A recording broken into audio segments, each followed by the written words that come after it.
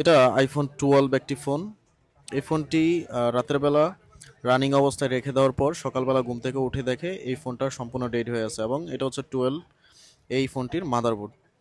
আমরা আজকে এই মাদারবোর্ডটি দেখব যে কি সমস্যা এবং কিভাবে সমাধান করতে হয়। আশা করি আপনারা সম্পূর্ণ ভিডিওটি দেখবেন। যারা নতুন টেকনিশিয়ান আছেন তাদের অনেক কাজে লাগবে এবং আপনারা যারা ফোন ইউজ করেন আপনাদের অবশ্যই অনেক কাজে লাগবে। যারা বিপদগ্রস্ত অবস্থায় আছেন তারা কিন্তু এই ভিডিওটির মাধ্যমে অনেক উপকৃত হবেন, অনেক ধরনের বিপদ থেকে বেঁচে যাবেন। আপনারা দেখতে পাচ্ছেন আমি মাদারবোর্ডটা যখন ডিসি পাওয়ার সাপ্লাই দিয়ে কানেক্ট করি তখন কিন্তু এটা ফুল শর্ট হয়ে যায়।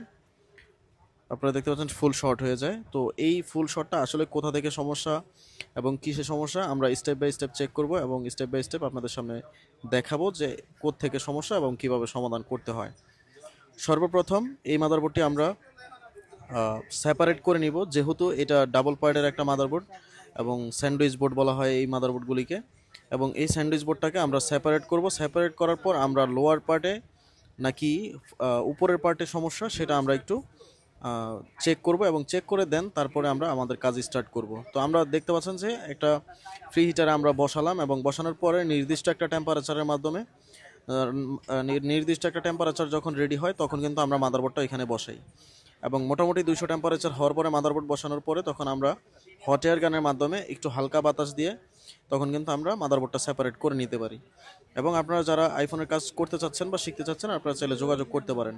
এবং আপনারা যারা ইউজার আছেন আপনারা যদি এই ধরনের কোনো সমস্যা ফেস করতেছেন এরকম যদি হয় তাহলে অবশ্যই আমাদের স্ক্রিনে দেওয়া নাম্বারটিতে যোগাযোগ করতে পারেন। খুবই কম সময়ে কম খরচে এবং 6 মাসের ওয়ারেন্টি গ্যারান্টি সহ আপনারা আপনাদের ফোনগুলি খুব সহজে সমাধান করে নিতে পারবেন আমাদের কাছ থেকে। আপনারা দেখতে পাচ্ছেন আমি মাদারবোর্ডটা সেপারেট করার পরে আপার যে বোর্ডটা আছে এই বোর্ডের ভিতরে মূলত যেই চার্জিংয়ের যে আইসিটা থাকে এই আইসিটা মূলত শর্ট হয়ে আছে এবং পুড়ে গেছে। আপনারা দেখতে পাচ্ছেন একদম সম্পূর্ণ পুড়ে গেছে। তো এটা কিন্তু বেসিক্যালি হয় চার্জে রেখে দিলে এবং অনাকাঙ্ক্ষিত কারণেও হতে পারে। তো এটা আমরা এই আইসিটা চেঞ্জ করব। চেঞ্জ করার প্রসেসটা আপনারা একটু দেখেন।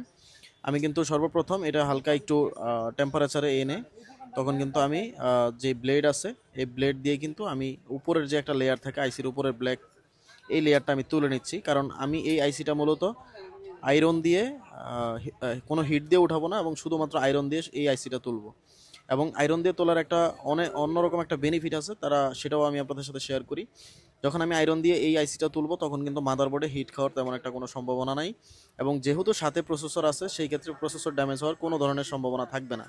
তার কারণে মূলত আমি আয়রনের ধারা এই আইসিটা তুলবো এবং লাগানোর সময় খুবই লো টেম্পারেচারের একটা পেস্ট দিয়ে তারপর আমি হট এয়ার গানের একটা লো টেম্পারেচারের এয়ার দিয়ে এবং লো টেম্পারেচার দিয়ে এবং এয়ার কম এয়ার দিয়ে আমি এটা লাগানোর চেষ্টা করব, যাতে করে সিপিইউতে কোনো ধরনের হিট না হয় বা সিপিইউতে কোনো ইস্যু নতুন করে না দেখা দেয়।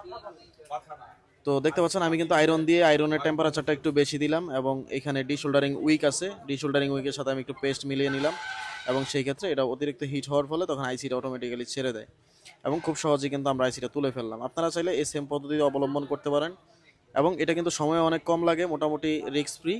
এবং আমি মনে করি যে এই যে আইসিটা খুলবেন এই আইসিটা লাগানোর কোনো প্রয়োজন নাই এবং ওইটা দিয়ে বারবার গোতাগুতি করার কোনো প্রয়োজনই মনে করি না। সেই ক্ষেত্রে যেহেতু আইসি শর্ট থাকে সেক্ষেত্রে সরাসরি চেঞ্জ করবেন। সরাসরি চেঞ্জ করার ফলাফলটা হচ্ছে আপনি এক চান্সেই দেখতে পারবেন যে আসলে এটা সমস্যাটা সমাধান হয়ে গেছে কিনা। এবং এটাতে বড় ধরনের একটা প্রবলেম ফেস করে নতুন নতুন টেকনিশিয়ানরা হট এয়ার গান দিয়ে তোলার ক্ষেত্রে। যেহেতু আমি এই টেকনিক অবলম্বন করি বিগত অনেক দিন যাবত এবং আমি কোনো ধরনের সমস্যা ফেস করি না, তাহলে আমি মনে করি যে এইভাবে এই পদ্ধতিতে আপনারা এই পদ্ধতি অবলম্বন করতে পারেন, আয়রন দিয়ে আপনারা আইসিটা তুলতে পারেন। এখন আমি আরেকটা আইসি নিব, যে আইসিটা হচ্ছে আরেকটা মাদারবোর্ড থেকে এবং 100% অরিজিনাল অথেন্টিক একটা আইসি এবং ফ্রেশ একটা মাদারবোর্ড থেকে নিব এবং নিয়ে সেটা রিবোলিং করব। রিবোলিং করে তারপরে আপনাদেরকে দেখানোর ট্রাই করব যে এটা কীভাবে লাগাতে হয়। মোটামুটি আইসিটা আরেকটা মাদারবোর্ড থেকে আমি আগেই খুলে রাখছিলাম, জাস্ট আপনাদেরকে এখন রিবোলিং করে দেখাবো যে কীভাবে আসলে এই ধরনের আইসিগুলি রিবোলিং করতে হয়। নিচে আমি একটা ভিজিটিং কার্ড দিয়ে রাখছি এবং এই ভিজিটিং কার্ডটা দেওয়ার কারণটা হচ্ছে আমি যখন আইসিটাতে প্রেশার দিব তখন চারদিক থেকে সমান একটা প্রেশার থাকবে।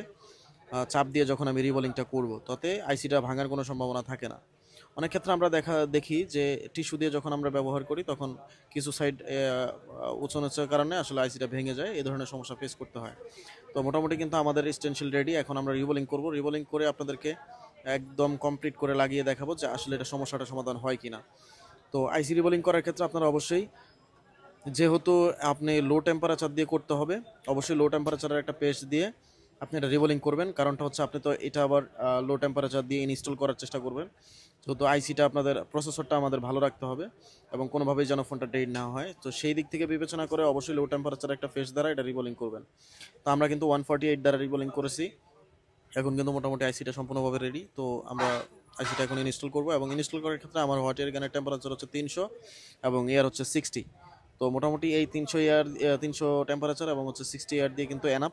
এবং এটাতেও কিন্তু অতিরিক্ত হিট দেওয়া যাবে না, অবশ্যই নির্দিষ্ট একটা সময় পর্যন্ত আপনি হিট দিতে পারবেন বা অনেকক্ষণ যাবত একই জায়গায় ধরে রাখতে পারবেন না, সেই ক্ষেত্রে প্রসেসরের সমস্যা হতে পারে। যেহেতু 300 টেম্পারেচার খুবই কম, বেশি বলে মনে হয় না এবং কম বলে মনে হয় না, সেই ক্ষেত্রে আপনার অবশ্যই প্রসেসরের পাশে যেহেতু 300 টেম্পারেচার হলেও খুব কম দিয়ে আপনি কম সময়ের ভিতরে লাগানোর চেষ্টা করবেন। আমরা কিন্তু প্রায় 4 থেকে 5 সেকেন্ডের ভিতরেই কিন্তু কমপ্লিট করে ফেলছি।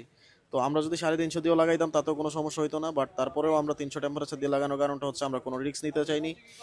আপনারা যারা এই ধরনের প্রবলেমগুলি ফেস করতেছেন, আপনারা খুব কম খরচে কম সময়ে কিন্তু আমাদের থেকে ঠিক করে নিতে পারবেন। আমি আইসিটা দেখানোর ট্রাই করতেছি। আইসিটা দেখতে পাচ্ছেন পুড়ে গেছে এক সাইডে, এবং যেই জায়গাটা মূলত পুড়ে গেছে ওটার ভিতরের পার্ট এইটা। তো এই জায়গাটায় ফুল শর্ট হওয়ার কারণে মূলত হচ্ছে আইসিটা পুড়ে গেছে।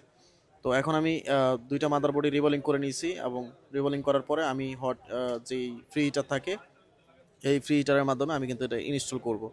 এবং ইনস্টল করার প্রসেসটা আমি আপনাদেরকে একটু দেখাই। আমি নির্দিষ্ট একটা টেম্পারেচারে রেখে আমি যেহেতু রিবোলিং করেছিলাম লোয়ার পার্টটা, তো রিবোলিং করার ফলে আমি অবশ্যই একটা নির্দিষ্ট টেম্পারেচারে আসার পরে আমি উপরের পার্টটা ওটার উপরে বসাই দিলাম এবং নির্দিষ্ট একটা সময়, যেমন 1 থেকে 2 মিনিট বা 3 মিনিট হতে পারে, আপনি অবশ্যই যখন টেম্পারেচার রেডি হবে তখন মাদারবোর্ডটা ইনস্টল করার চেষ্টা করবেন।